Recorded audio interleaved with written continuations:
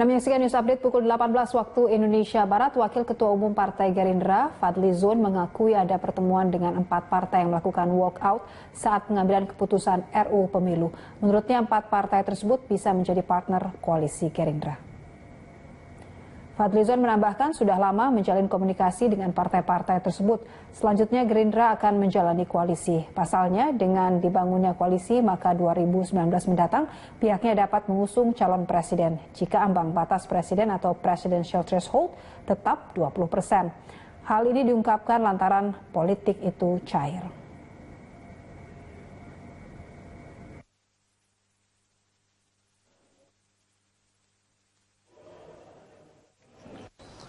Ya, kalau itu kan sudah lama kita lakukan silaturahmi dengan tokoh-tokoh.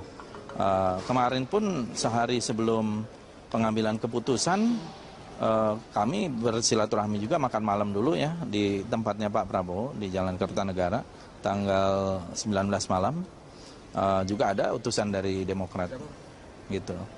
Pak Syarif Hasan, ya, iya Pak Syarif Hasan dan Sekjen, gitu.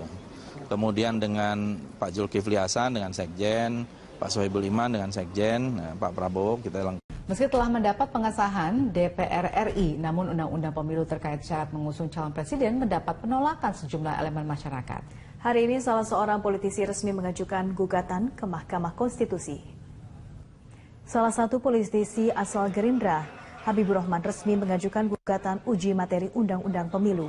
Materi yang digugat yaitu pasal 222 Undang-Undang Pemilu tahun 2017 terkait syarat parpol yang bisa mengusung calon presiden atau calon wakil presiden jika syarat kursi di DPR RI sebesar 20% dan 25% suara sah nasional.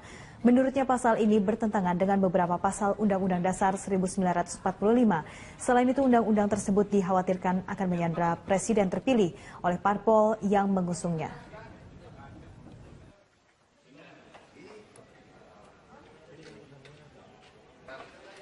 Dalam rezim hukum di MK bahwa kerugian itu tidak hanya langsung tapi juga ada potensial, ya, kerugian yang bersifat potensial. Tentu kita sangat khawatir negara ini bisa rusak kalau presidennya tersandera pada kartel politik, pada partai-partai yang mengusulkan beliau untuk menjadi calon presiden. Hanya soal tata cara, pengaturan lebih detail hanya pada tata cara, bukan persyaratan tambahan. Jadi tidak ada pendelegasian kewenangan untuk membuat peraturan yang lebih detail soal 20% kursi atau 25% sah nasional di Undang-Undang. Sejumlah fraksi yang melakukan aksi walkout di rapat paripurna pengesahan revisi Undang-Undang Penyelenggaraan Pemilu berniat menempuh langkah hukum dengan mengajukan uji materi Undang-Undang Penyelenggaraan Pemilu ke Mahkamah Konstitusi. Ya pemirsa, namun rencana tersebut dipastikan tidak akan mempengaruhi keputusan dari DPR. Assalamualaikum warahmatullahi wabarakatuh. Melalui voting rapat paripurna DPR Jumat 21 Juli 2017 dini hari, akhirnya revisi Undang-Undang Penyelenggaraan Pemilu disahkan menjadi undang-undang. Namun putusan itu diambil tanpa diikuti 4 fraksi yang menginginkan ambang batas presiden 0% akibat aksi walkout. Maka rapat yang diambil alih Ketua DPR Setia Novanto memutuskan ambang batas presiden untuk pemilu 2019 tetap 20% suara di DPR dan 25% suara sah nasional dengan dukungan 6 fraksi koalisi pemerintah.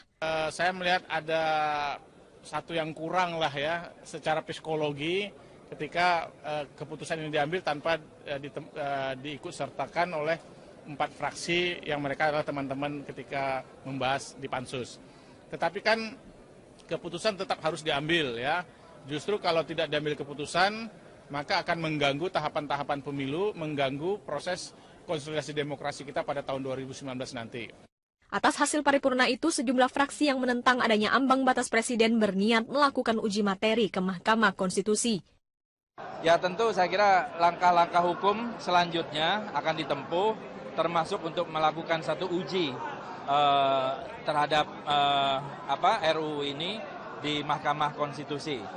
Kita kan justru mengacu kepada apa yang sudah menjadi keputusan Mahkamah Konstitusi sendiri, bahwa keputusan itu jelas mengatakan pemilu itu serentak. nanti ada elemen masyarakat atau anggota partai politik yang tidak puas, ya silakan ada mekanismenya lewat Mahkamah. Pemerintah dalam mengambil keputusan tetap dasarnya konstitusional itu aja. Jadi tidak berasumsi yang lain-lain. Sementara Mahkamah Konstitusi menyatakan siap menghadapi kemungkinan gugatan Undang-Undang Penyelenggaraan Pemilu. Nah, semua pihak siapapun itu terbuka saja MK untuk menerima gugatan itu. Tetapi harus diingat MK juga pernah memberikan putusan gitu ya, bahwa partai politik yang ikut membahas undang-undang itu karena kemudian kalah secara politis, kemudian mengajukan gugatan ke Mahkamah Konstitusi, itu tidak diberikan legal standing. Pernah ada putusan seperti itu. Pengesahan RUU Penyelenggaraan Pemilu pada Jumat dini hari lalu sebenarnya sudah molor dari waktu yang ditetapkan, yakni April lalu. Pembahasan berlarut-larut selama lebih dari 9 bulan terjadi karena pemerintah dan DPR hanya berkutat pada 5 isu krusial, terutama ambang batas presiden. Dengan rencana uji materi itu, Mahkamah Konstitusi akan menjadi penentu pelaksanaan pemilu serentak 2019. Tim Liputan, Metro TV. Pemirsa, lobi antar pimpinan partai politik masih gencar dilakukan jelang paripurna pengambilan keputusan revisi Undang-Undang Penyelenggaraan Pemilu yang akan berlangsung hari ini. Hingga kini pemerintah dan parpol koalisi masih bergeming dengan ambang batas presiden 20 kursi di DPR atau 25% suara sah nasional. Sejumlah fraksi pun masih terbelah dalam menyikapi 5 sisa isu krusial, terutama isu perlu tidaknya ada ambang batas pencalonan presiden atau presidential threshold. Kami akan membahasnya bersama dengan 3 narasumber. Yang pertama ada Joni G. Plate, anggota DPR dari fraksi Nasdem. Selamat pagi, Bang Joni. Selamat pagi, Sylvie. Yang kedua ada Viva Yoga Mulyadi, anggota DPR dari fraksi PAN. Mas Viva, selamat pagi. Selamat pagi, Mbak. Dari yang ketiga adalah Jayadi Hanan, analis politik. Selamat pagi, Mas Jayadi. Selamat pagi. Saya harus tanya dulu ke PAN dan Nasdem yang katanya terbelah.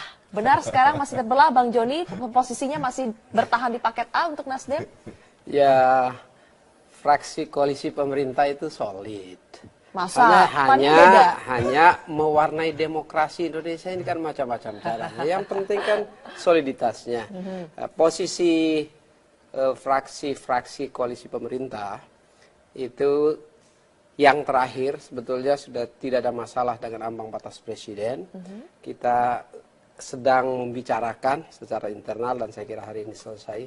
Ada 2 isu lain, yaitu isu yang terkait dengan metode konversi suara dan besaran dapil. Sebetulnya itu. Soal ambang batas pencalonan presiden sudah selesai di partai koalisi pemerintah. Ya, dan akhirnya kita sepakati ambang batas presiden itu selesai. Ya, di 2025. Paket A.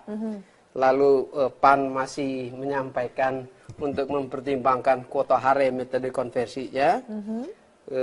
PKB sendiri sudah menyetujui untuk distrik magnitude-nya 310. Jadi praktis sebetulnya posisi koalisi pemerintah itu sudah oke, sudah solid, dan hari ini di waktu tersisa justru kita gunakan untuk mengajak 3 fraksi lainnya, Gerindra, Demokrat, dan PKS, untuk kita selesaikan ini secara musyawarah. Koalisi pemerintah sudah solid, tapi itu kata Bang Joni. Kalau kata Mas Viva bagaimana? Sudah solid beneran nih? Iya, gini, Pansus menawarkan ada 5 paket, ya, itu yang akan dibawa ke rapat paripurna.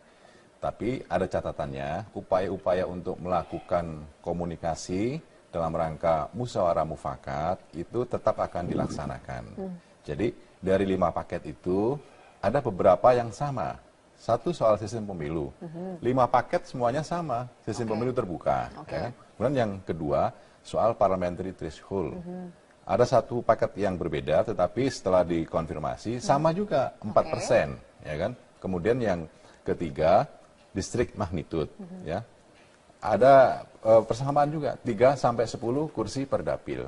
Jadi yang masih menjadi perbedaan ini untuk sementara waktu adalah soal presidensial threshold dan konversi suara menjadi kursi. Oh, tadi katanya dari Nasdem sudah sama nih kalau soal presidensial threshold. Sikapan begini. Sikapan bagaimana? Secara yuridis dengan adanya keputusan Mahkamah Konstitusi nomor 14 tahun 2013 dengan pemberlakuan pemilu legislatif dan presiden secara serentak, maka sebenarnya kacamata yuridis itu tidak ada pemberlakuan presidensial threshold, ya kan? Maksudnya secara landasan hukumnya sekarang sudah tidak ada lagi. Karena rujukannya adalah pasal Undang-Undang Dasar 1945 pasal 22E dan pasal 6A ayat 2 ya, bahwa pasangan capres, cawapres diusung oleh partai politik atau gabungan partai politik peserta pemilu sebelum pemilu dilaksanakan. Tapi MK juga bilang itu masih open legal policy kan? Itu kalau menurut PAN sebenarnya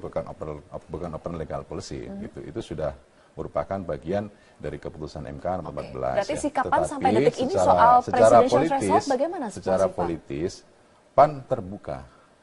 Jadi tergantung kepada musyawarah terbuka partai bersama dengan pemerintah. Kalau nanti keputusan rapat paripurna diputuskan secara musyawarah mufakat dengan merujuk kepada suara yang terbanyak itu yang mana, PAN akan ikut di situ.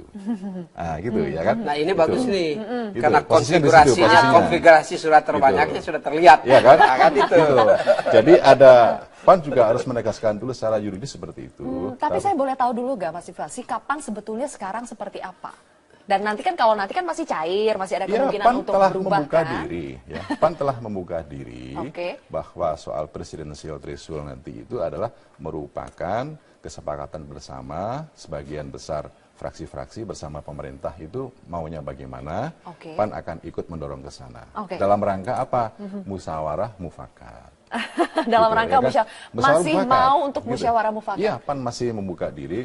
Sebaiknya tidak usah diputuskan dalam bentuk voting seperti 5 tahun yang lalu. 5 tahun yang lalu saya juga ikut sebagai anggota Pansus RUU Pemilu. Dan 2 hari 2 malam. Gitu. Artinya jadi, kalau sebetulnya ini, siap mengalah juga dengan apa sebetulnya menjadi keinginan dari partai politik iya, betul. Jadi musyawarah mufakat itu adalah bagian dari take and give, saling menerima dan saling memberi. Dan sebaiknya hal-hal yang krusial dari 562 pasal, karena kita merevisi 3 undang-undang, undang-undang Pilpres, undang-undang pemilu DPR, DPRD, DPD, dan undang-undang penyelenggara pemilu dikodifikasi menjadi satu sekarang ini dalam 9 bulan sudah selesai. Tinggal beberapa pasal saja. Mas Jayadi, kalau melihat dinamika atau konstelasi politik yang saat ini berlangsung soal pembahasan RUU Pemilu, kemungkinannya bagaimana? Soal masih mungkinkah musyawarah mufakat atau justru sekarang kecenderungannya lebih akan voting?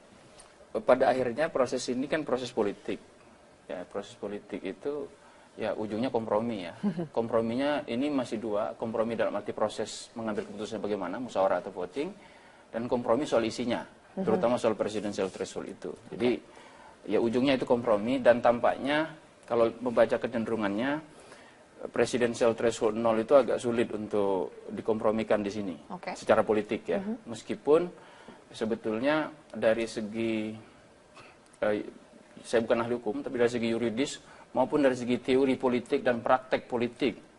Jadi secara konseptual maupun empirik, adanya presidensial threshold untuk pemilu serentak antara legislatif dan eksekutif itu, pemilu presiden dengan pemilu legislatif itu, kalau ada threshold, itu nggak ada basis teorinya sepanjang yang saya temukan di dalam ilmu politik maupun di dalam praktek-praktek politik di banyak negara. Tapi sekali lagi, ini kan proses politik.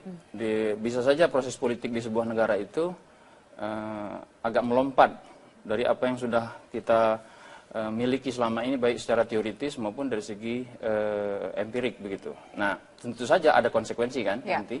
Apapun hasil keputusan itu, kalau nanti presidensial threshold ada, pasti akan ada yang menggugat soal itu.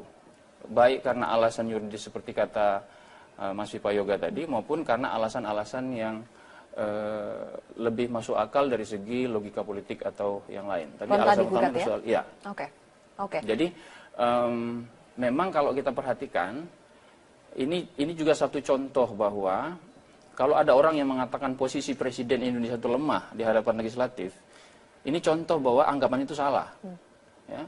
Kenapa presidensial threshold itu menjadi satu? Sekarang itu kan ada sebenarnya kalau kita petakan perbedaan kepentingannya itu, ini secara politik ya, ada perbedaan kepentingan antar partai politik untuk eksistensi partai politik. Nah, 4 isu yang lain itu, isu konversi suara, isu district magnitude, isu pemilu terbuka atau tertutup, dan isu parliamentary threshold. Itu perbedaan langsung antar partai politik. Kalau mau disederhanakan, meskipun Nasdem sering nggak masuk di sini, adalah perbedaan kepentingan antara partai-partai yang besar, konteks Indonesia tentu saja, dengan partai-partai yang lebih kecil, menengah dan kecil. Nah, 4 isu itu yang bertarung.